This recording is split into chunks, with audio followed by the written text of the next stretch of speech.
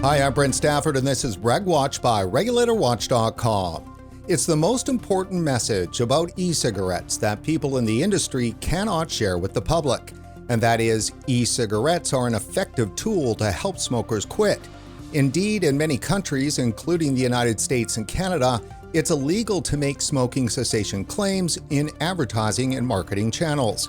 Government health agencies say the evidence to recommend e-cigarettes for smoking cessation is insufficient. But is this truly the case? Joining us today to discuss this question and more is tobacco control researcher Dr. Matthew Carpenter, professor in the Department of Psychiatry and Behavioral Sciences at the Medical University of South Carolina and co-leader of the Cancer Control Program at Hollings Cancer Center. Dr. Carpenter, thanks for joining us today on RegWatch. Thank you for having me. First off, big question, are e-cigarettes an effective smoking cessation aid? Well, the growing evidence certainly suggests that. The few clinical trials that are out there, and I'm sure you're aware of them, the few clinical trials that are out there generally suggest positive effects on adult smoking cessation. Most of those studies have been done outside of the U.S. Most of them have been in the UK, in Europe, UK, and elsewhere. But here in the U.S., as you said in your intro, we have a sort of a regulatory context that has not allowed that claim to be made, that e-cigarettes are a smoking cessation tool. In fact, when we think about our approved smoking cessation strategies, our pharmacotherapies, the e-cigarettes are not one of them. But the evidence is growing that they can be helpful for smokers to quit. Why do you think the question around e-cigarettes and cessation is such a hotly debated topic? Well, it is very polarized, and it's unfortunate that it's polarized. I understand the concerns that many individuals rightfully have about e-cigarettes. Youth uptake being one of the biggest ones. I'm a parent. I have teenagers, and I don't want my kids or any kid using an e-cigarette or any vaping device. We have to be mindful of that public health concern. But, I think there's a middle ground that we are losing track of, that it can be appropriate for some people in some situations. To categorically say they are good or categorically say they are bad, I think is it's a false dichotomy. And I think that e-cigarettes can be very helpful for adult smokers who otherwise can't or won't quit smoking.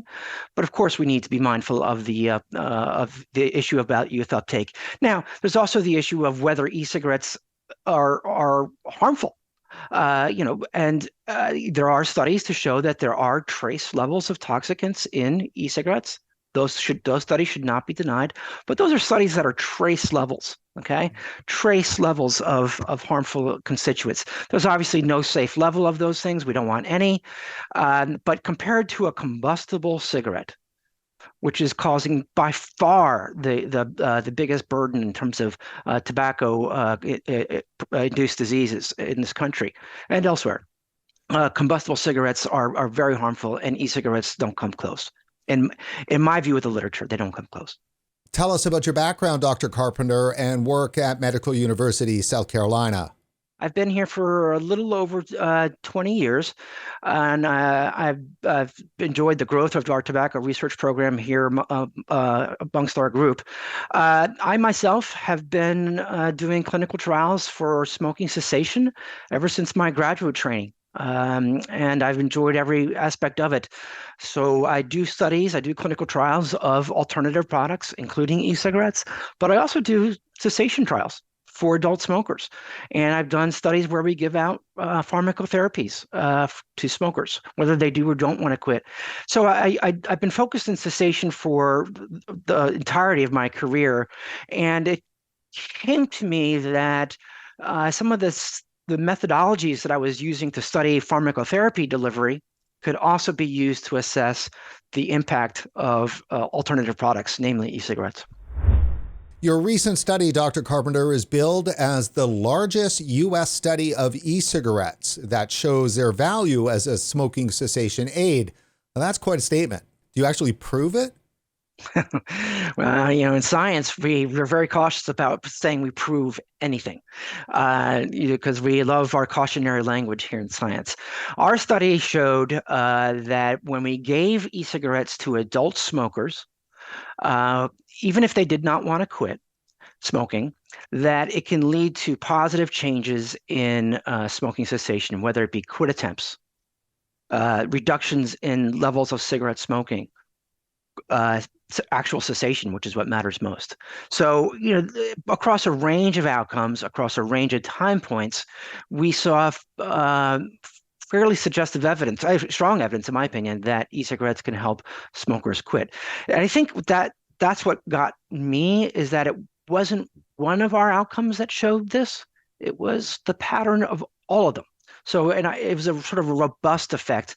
No matter if we looked at it this way or that way, or this subgroup or that subgroup, we saw the same general pattern of results. So, it led us to fairly firm conclusions that in our study that e-cigarettes, as delivered in this context, can help adult smokers achieve cessation.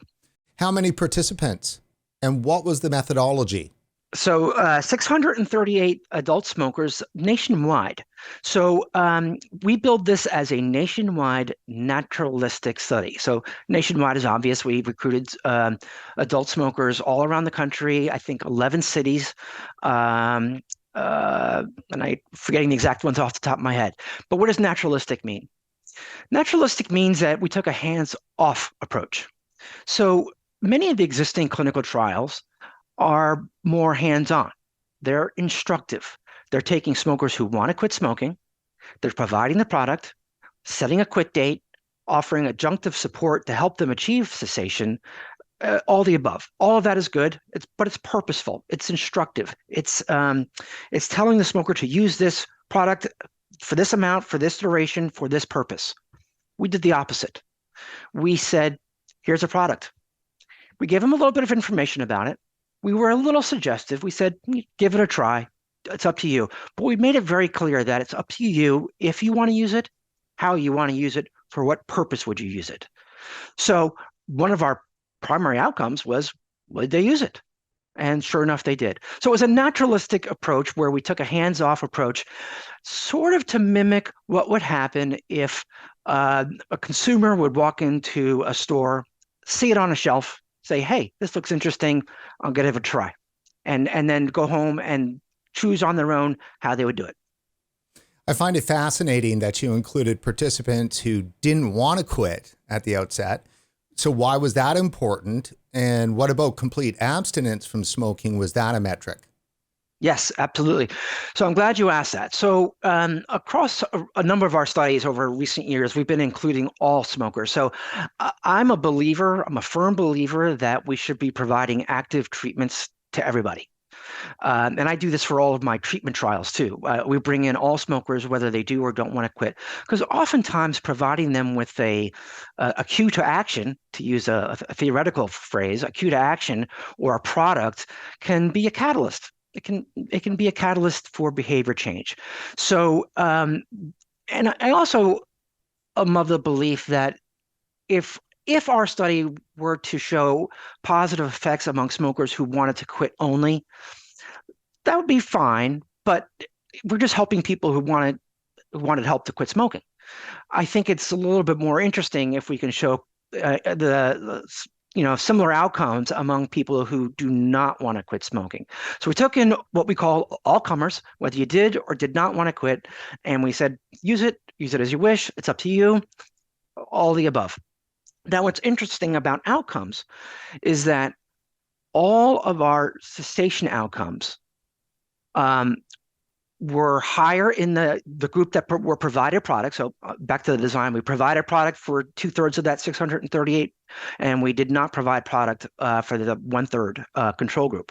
And for the 2/3 in the e-cigarette group, even among those who at baseline said, you know what, Matt, I don't want to quit smoking. It's not for me. Even among those groups of folks, we found an elevated rate of quitting as compared to the control group that did not. Now, to be clear, all of the quit rates were lower in the low motivation group as compared to the high motivation group. We would expect that, okay? But what I was interested in was the between group difference. That between group difference, active versus controlled, e-cigarette versus not e-cigarette, that difference was seen among the motivated group and the unmotivated group. So what that tells us is that the impact of providing the e-cigarette to smokers with minimal instructions is fairly consistent across the board of whether you want to or don't want to quit smoking. Now, what about quit attempts? Now, what if somebody didn't quit, but they tried to quit during the course of the study? Was that counted, and what does that mean? Oh, sure. So we don't look at only cessation when we do these studies. So we're looking at quit attempts. We're looking at 24-hour quit attempts, which is more of an objective definition of a quit attempt. We look at smoking reduction.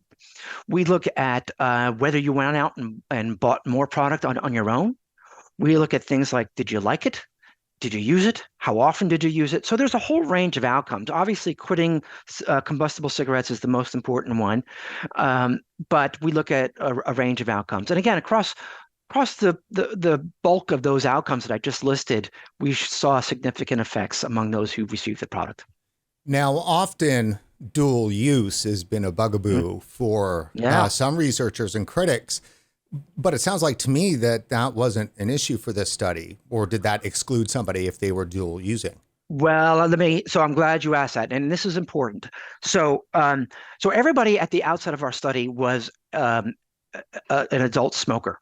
Okay, they were not an e-cigarette user. They might have had a mild or nominal history of e-cigarette in the past, but we made sure that these folks were fairly new or what we might call naive to e-cigarettes at the outset. Now, two-thirds of the group, the sample got it, and 1/3 did not.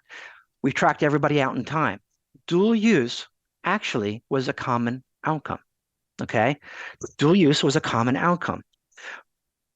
Actually, more so than cessation, to be very honest. However, even among those who started onto dual use, even those folks achieved higher rates of cessation than did the entirety of the control group. So yes, dual use occurred, but even that led to downstream benefits on smoking behavior. Yeah, I mean, I have to say, the thousands of people that have converted to e-cigarettes, there's always usually some portion of dual use that goes on in that path to quitting. But, man, it's for like the last 8 years of us covering this issue, that has been the one thing that keeps being thrown back at the industry. Right. So just going back to our opening conversation about the polarization of this entire topic, and that's another point, obviously youth uptake we mentioned, but this idea of dual use, are we really reducing harm if we get someone to go from 20 cigarettes a day down to 10 or 20 down to 15? This was not a study that was aimed at health outcomes. Other studies have done that. That was not our focus here.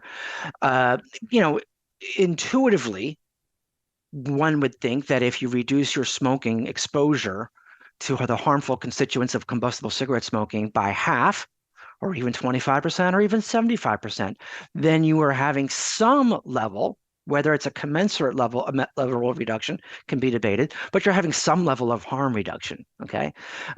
So I do view these as harm reduction alternatives. We're not allowed to call them cessation tools yet. Maybe we'll get there, maybe we won't. But, I think that these are harm reduction options for people who can't or won't quit with other methods. I think that's important. When I was writing the lead, I had to keep it short, but it's not just advertising and marketing channels. As you just said, I mean, even as researchers, you can't really refer to it as a cessation device. Yeah. So there's regulatory challenges all along the way. I'll be very honest in saying, had I pitched a clinical trial of e-cigarettes for smoking cessation, I would have gotten it turned down in terms of funding and in terms of regulatory review. So I knew that. We knew that going into it. And so we purposely took this naturalistic approach. Use it if you want to. We'll measure cessation. We will measure abstinence.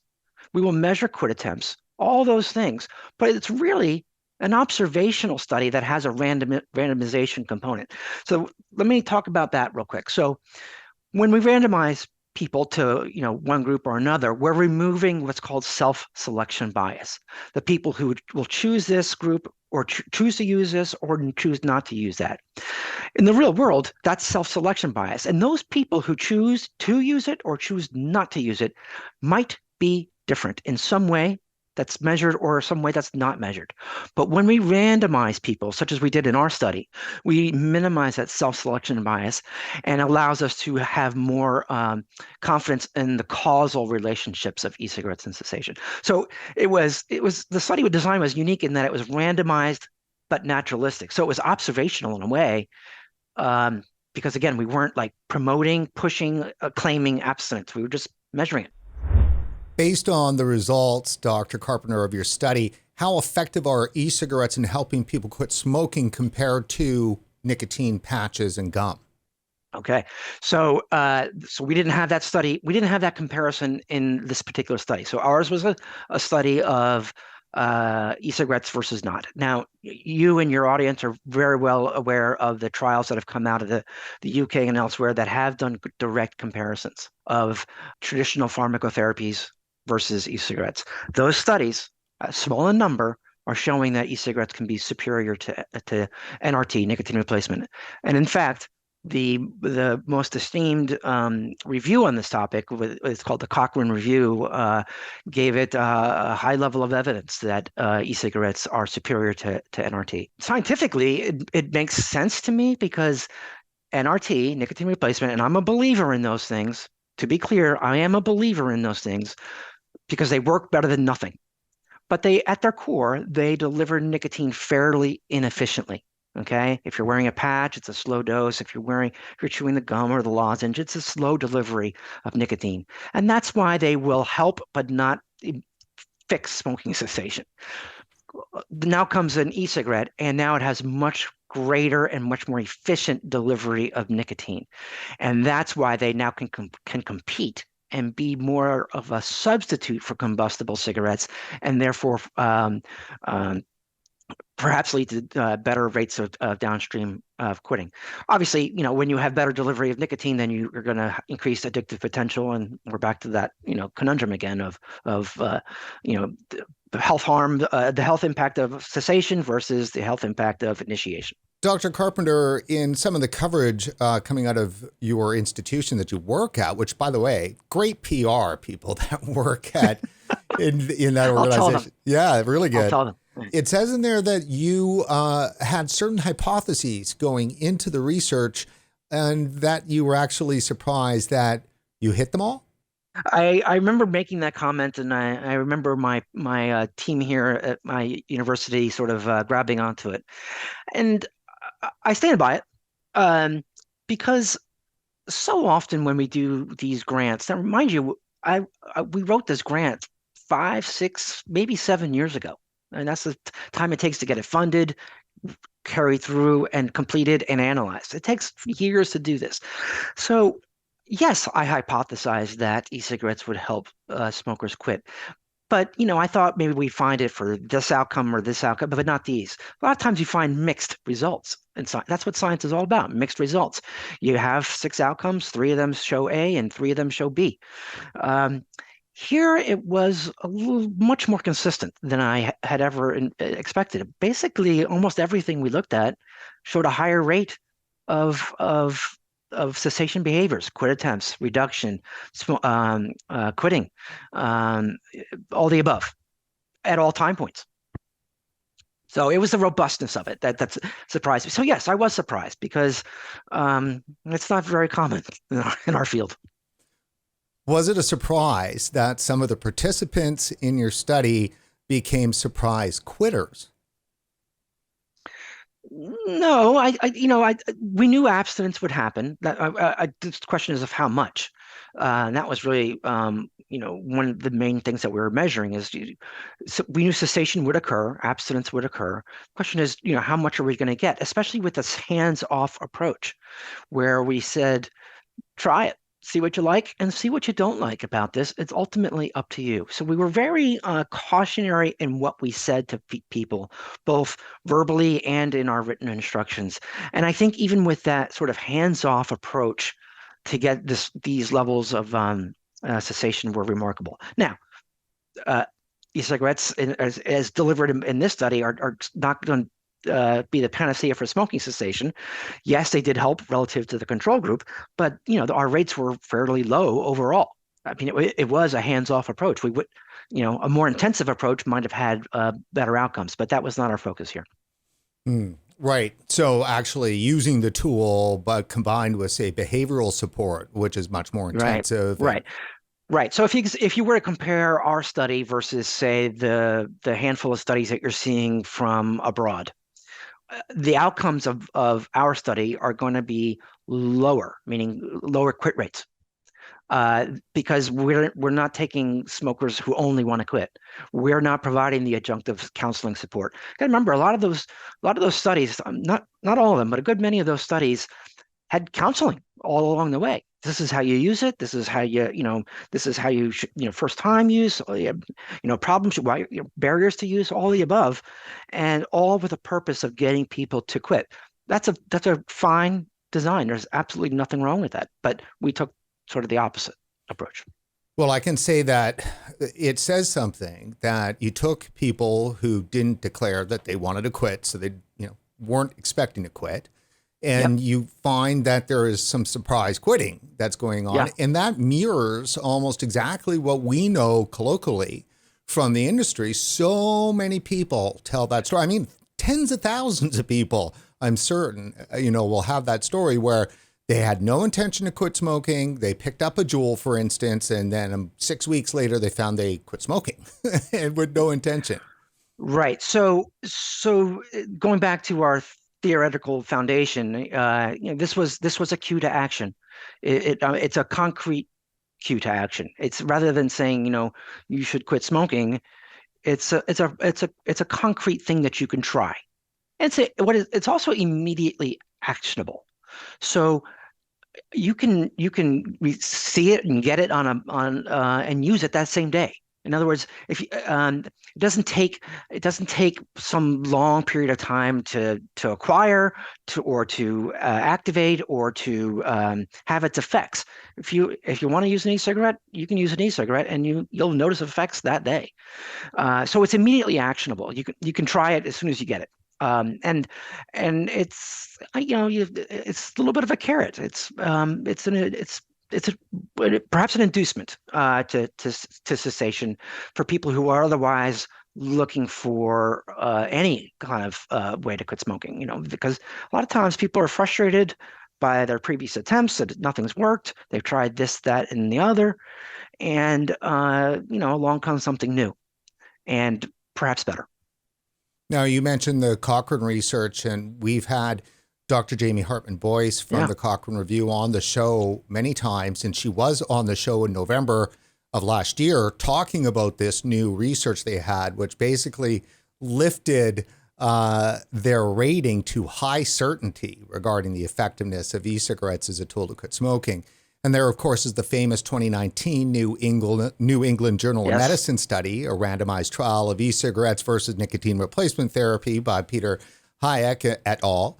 And these studies were UK-based, but in the US, it's much more limited. Kenneth Warner did come out with a piece, a strong paper supporting nicotine e-cigarettes, and that had Neil Benowitz on it, and I think Nancy Rigotti.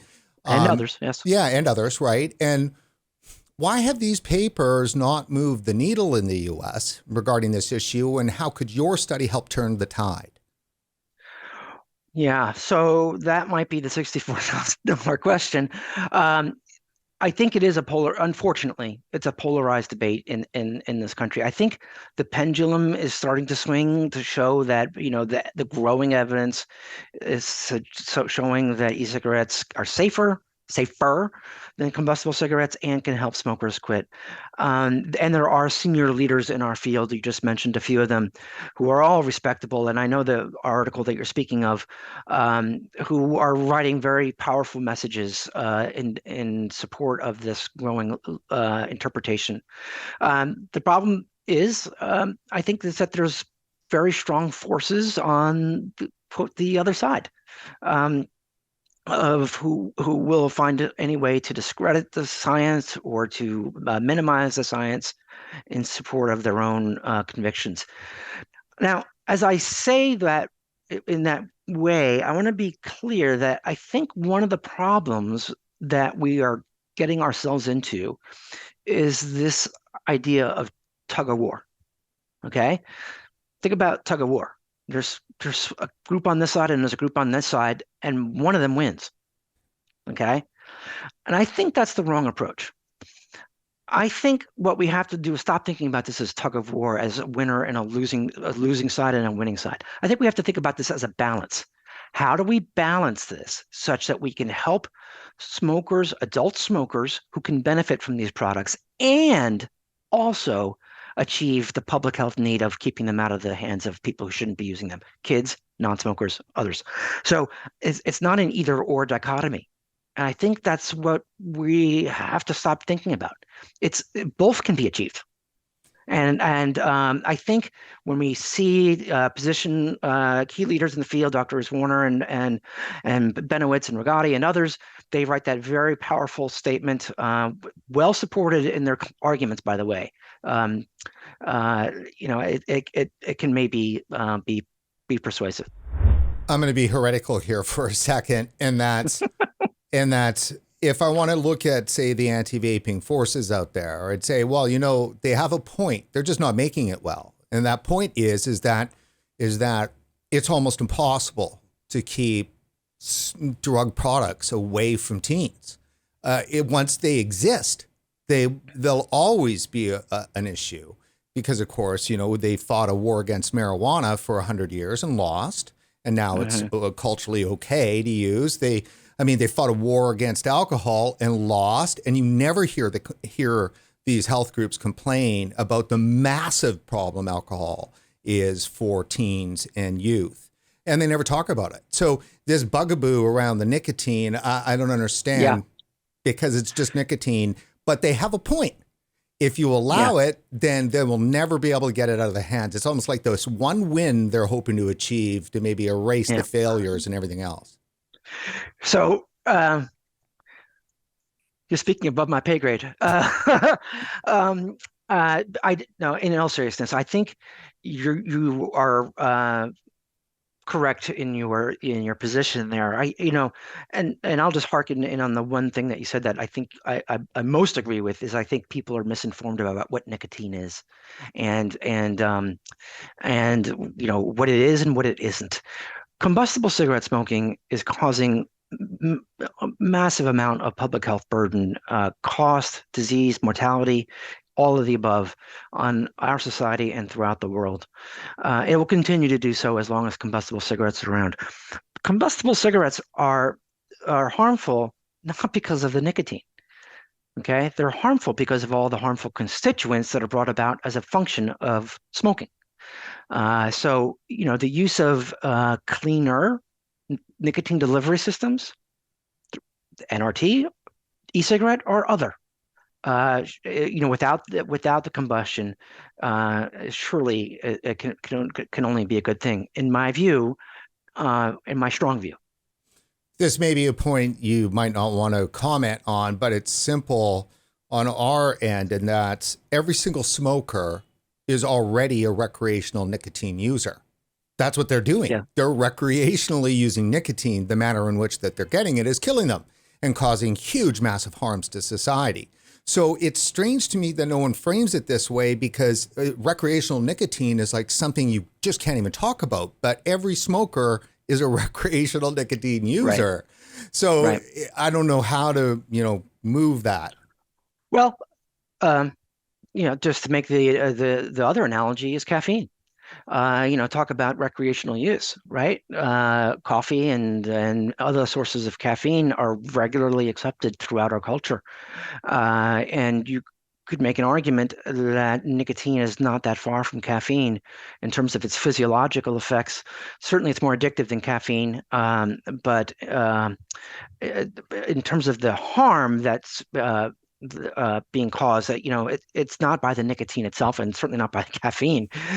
So your point is, I think, a valid one, that if you restrict this to nicotine and only nicotine, then this picture becomes a lot clearer. We don't need to have this dare I say puritanical stance that all nicotine in any way, shape, or form is categorically bad, completely bad.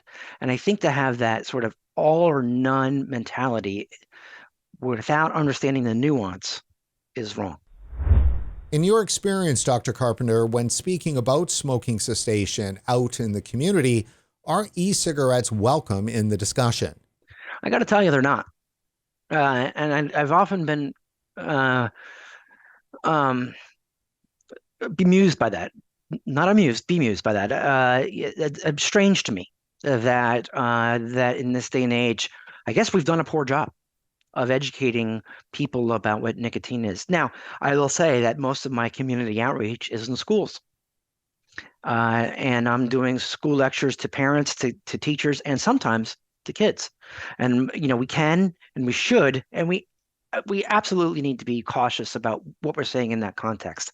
I don't want to be seen as a zealot who is unappreciative of the stance or the concerns that they have. Again, I am a parent. I have 3 teenagers at home. I don't want my kids using e-cigarettes, and we talk about these things. But I still think there's room for education. And in fact, there was another editorial written by my colleague, Dr. Ben Toll and Dr. Brian King about the necessity of educating people about nicotine. And that came out in the past 3 or 4 months in Addiction, I believe. So you just mentioned Brian King, who's the director of the FDA Center for Tobacco Products. And that brings me to my next question. They're working on their 5-year strategic plan, and the American Lung Association submitted this to the FDA. The Lung Association is generally supportive of CTP's 5 proposed goal areas and find them consistent with its congressional mandate. However, the Lung Association strongly urges reconsideration of and revisions to part of Goal 4, notably any promotion of the so-called relative risk of tobacco products. FDA should have no part in the industry's efforts to sustain addiction through the failed and flawed notion that adult smokers should switch to e-cigarettes.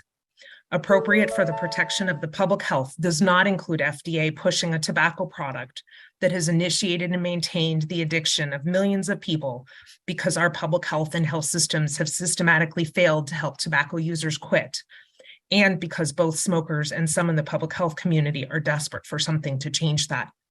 Cessation must only be defined as ceasing the use of all tobacco products, not switching to another tobacco product. The long-term public health and disease consequences associated with e-cigarette use, especially youth initiation, will continue to be learned the hard way, and CTP must not be further implicated in this debacle.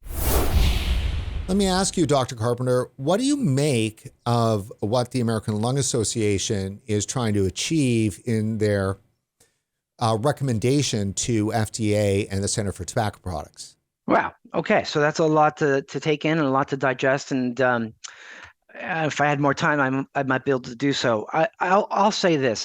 I think that statement reflects, I think, the misconstrued notion that nicotine in and of itself is causing public health harm.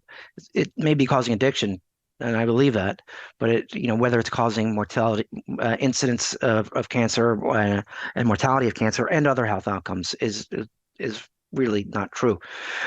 You started off that question with a reference to Dr. Brian King and the CTP, who he and the center I have great respect for. I truly do.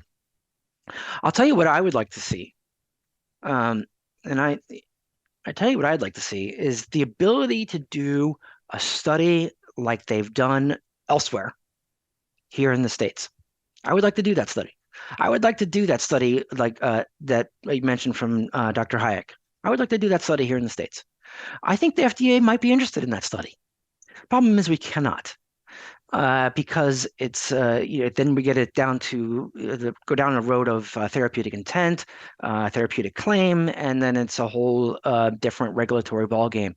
So it's the processes of regulatory approvals and oversight that are, in my mind, hindering what we as scientists can and should be doing. I'd like to see a lot of those regulations change where we can be a little bit more expansive in terms of the type of science that we do here.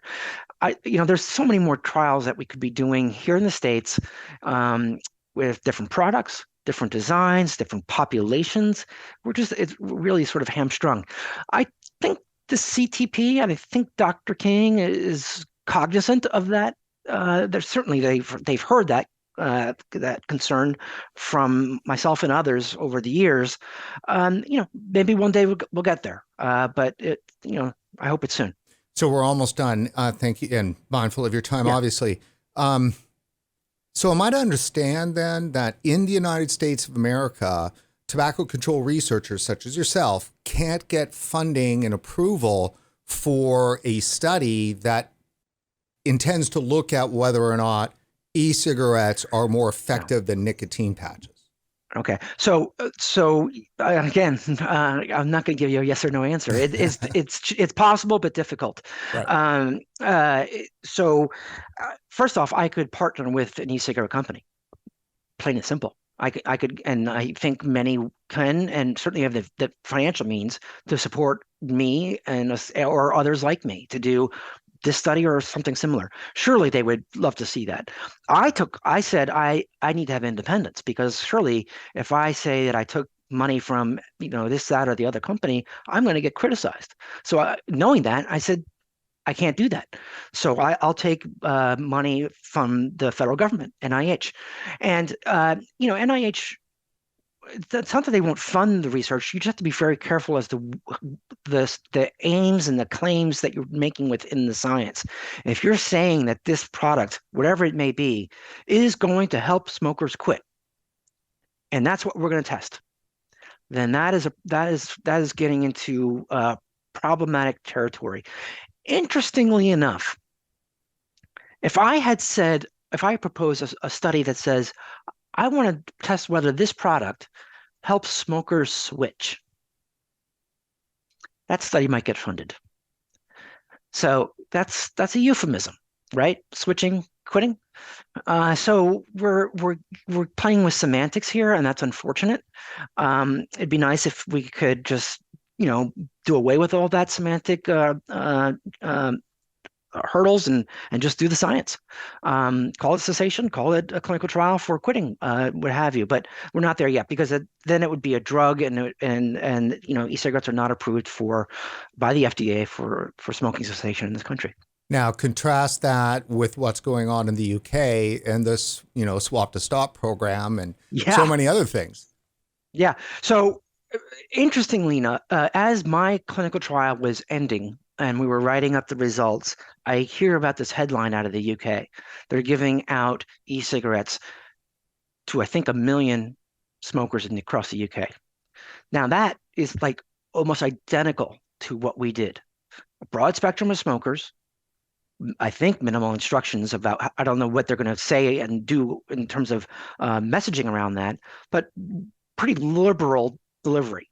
And as was ours, pretty liberal delivery. So our trial is, in a sense, it's a randomized clinical trial of that UK approach, and I don't doubt that they're going to find anything but comparable findings. I don't know if the numbers will be the same, but I'm sure they're going to find some increases in cessation. Dr. Carpenter, the big question is what's next? And I know that you've actually received some funding, you and a colleague of yours, from FDA on a new study around e-cigarettes. Tell us about that. So I think you're referring to a new study that we have funded, myself and Dr. Tracy Smith, a colleague of mine here in our cancer center. So that's an interesting study, and I'm really excited by it. What we're going to be doing is we're going to be providing, just briefly, we're going to be providing smokers evidence-based treatments, and I'm speaking about varenicline and nicotine replacement therapies. If they should not succeed with that early on, we're going to switch it up and say, try, it's not working. Let's try something different and try the other. So if you got NRT, you'll go to varenicline, vice versa. But then we're going to keep following them. And if that doesn't work again, and they've tried 2 courses, then we're going to say, you know what? Let's try something even more different. Let's try an e-cigarette. So we're not offering it at the front end, because we're trying to mimic clinical practice where a doctor might provide the existing FDA options. But if those existing FDA options won't work, and we know they're not going to work for the majority of people, if they don't work, will switching to an e-cigarette help? So it's a combination. It's not a head-to-head study of medication versus e-cigarette. That's not what we're testing. What we're testing is, what do you do in the face of failure? Do you keep trying with the same, or do you try something different? Final question, Dr. Carpenter. How important is this issue to get right? Well, critical. We can debate this for another decade or 2 and keep going. And then during that decade, how many more thousands, tens of thousands of smokers in this country, let alone the hundreds of thousands that will be across the globe, will be dying from tobacco use. So the climate has changed. The landscape has changed. And that's not going to change. These products are here. Let's understand them. Let's evaluate them. Let's put the best science and understand them. But let's let the data from that science drive our policy decision making. And if the data say that these products or this particular product is beneficial, let's do something to consider, promoting it in the marketplace. But let's be equally mindful of the possibility that this product or this set of products may not have that effect, and we should do something to stop that. So let science drive it. I don't have a mission here to prove that e-cigarettes are helpful to adult smokers. What I have a mission to do is to do the best science I can to answer the question. And then help the public interpret that science. But I don't have a mission to promote that product or that product. That's not what I'm here to do. And I think my respected colleagues across the field are in the same boat.